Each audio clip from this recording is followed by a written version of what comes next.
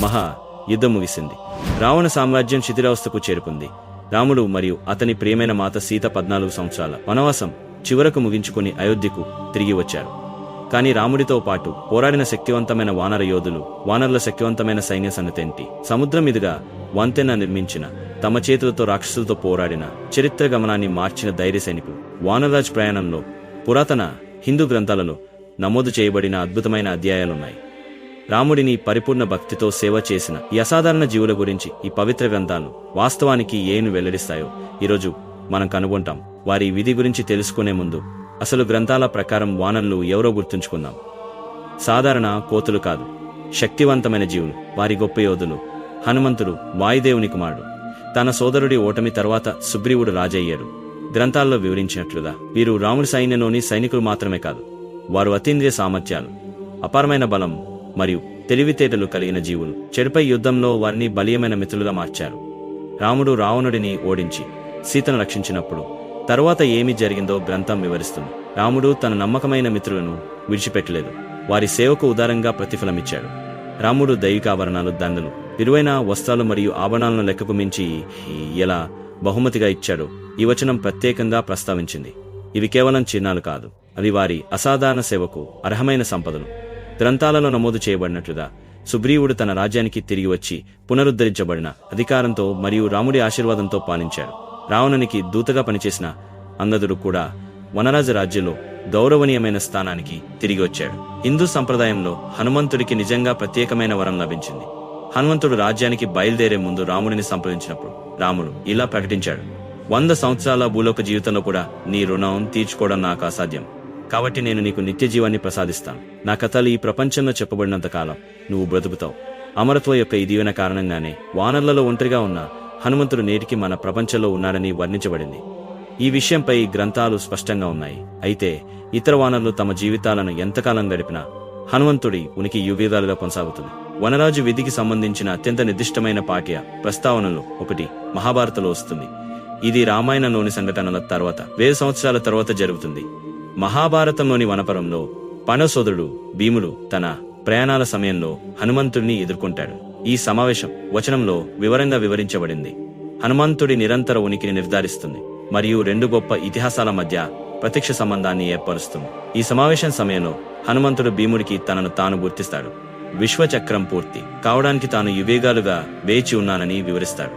రాముడి కథ చెప్పబడుతున్నంత కాలం తాను భూమిపైనే ఉంటానని హనుమంతుడు భీముడికి చెబుతాడు. ఇది గ్రంథంలో నమోదు చేయబడిన దీవెన యొక్క ప్రత్యక్ష నెరవేర్పు.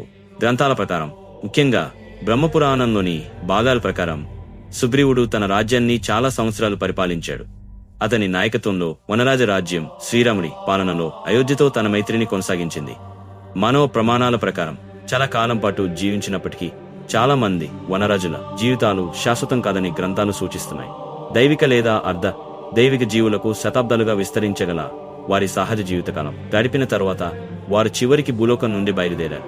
వివిధ దేవతల అంశాలుగా ఉన్న అనేక మంది వనరాజులు చివరికి రాముడి లక్ష్యంలో తమ ఉద్దేశాన్ని నెరవేర్చిన తర్వాత వారి దైవిక వనరులకు తిరిగి వచ్చారని బ్రహ్మపురాణం పేర్కొంది.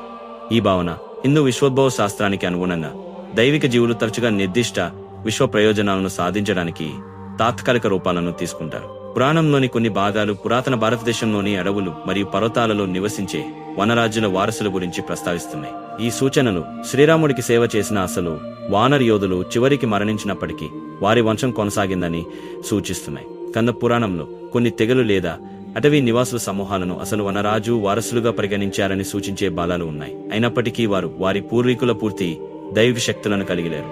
బహుశా వానరుల అత్యంత శాశ్వతమైన మరియు వచనపరంగా మద్దతు ఇచ్చే వారసత్వం వారు ఉంచిన ఆధ్యాత్మిక ఉదాహరణలో ముఖ్యంగా హనుమంతుడి ద్వారా ఉంది. భక్తి సంప్రదాయం హనుమంతుడిని పరిపూర్ణ భక్తుడిగా గౌరవిస్తుంది. రాముడికి ఆయన నిస్వార్థ సేవ లక్షలాది మందికి స్ఫూర్తినిచ్చే భక్తి నమూనాను స్థాపించింది. చాలా కాలం తరువాత తులసీదాస్ రచించిన హనుమాన్ చాలీసా హనుమంతుడిని స్తుతించడం ద్వారా ఈ ఆధ్యాత్మిక వారసత్వాన్ని సంగ్రహిస్తుంది.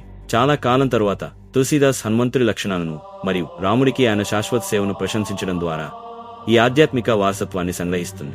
ఇది హిందూ సంప్రదాయంలో హనుమంతుడికి జతచేయబడిన శాశ్వత ఆధ్యాత్మిక ప్రాముఖ్యతను ప్రతిబింబిస్తుంది. రామాయణంలోని గొప్ప సంఘటనల తరువాత వనరాజ వంశాల విధి గురించి హిందూ మతం యొక్క పవిత్ర గ్రంథాలు మనకు ఈ సంగ్రహావలోకనాలను అందిస్తాయి. ప్రతి వివరాలను నమోదు చేయకపోయినా వారు కిష్కింధకు గౌరవప్రదంగా తిరిగి రావడం, హనుమంతుడి అమరత్వం మరియు తరువాతి యుగాలలో అతని ఆవిర్భావం మరియు చివరికి అనేక మంది దైవిక వానరాలు వారి దివ్య మూలాలకు తిరిగి రావడం గురించి మనకు తెలుసు.